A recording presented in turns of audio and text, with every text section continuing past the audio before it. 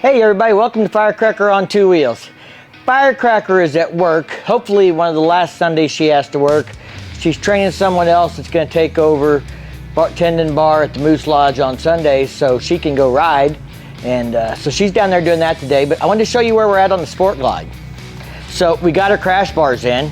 I'll show you what they look like, but we got a problem. Maybe you guys got a solution you can recommend besides the one I'm going with. I've got a temporary solution, but I'm not sure that's the way we want to go in the end. So let me show you what we have. So we have these mustache style engine guards that come out, drop down again. I know before anybody says anything that you can't use soft lowers with them and stuff, but she likes the style.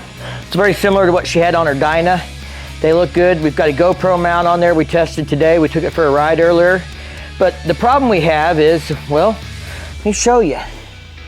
You guys know what is supposed to be right there where them wires are? Let me zoom in there for you. So what's missing? The horn. Yeah, so let me show you what we had. This is the horn that was on the bike. And that's not a factory horn. It looks to be like a car horn or something that somebody bought aftermarket and put on there. But the problem is, this big bell out here at the bottom is in the way of the top of the crash bar mounting. So I tried to make a bracket using something like this. That's not gonna work, the spacing's not right. So I called Harley Davidson. It's about $30 for the Harley OEM horn. Now, I don't know if we want that. I haven't ordered that yet. I ordered a cheap $10 horn off Amazon. According to dimensions, it's gonna be small enough to fit. We'll see how it looks. But, you know, I don't know if that's what we wanna stay with.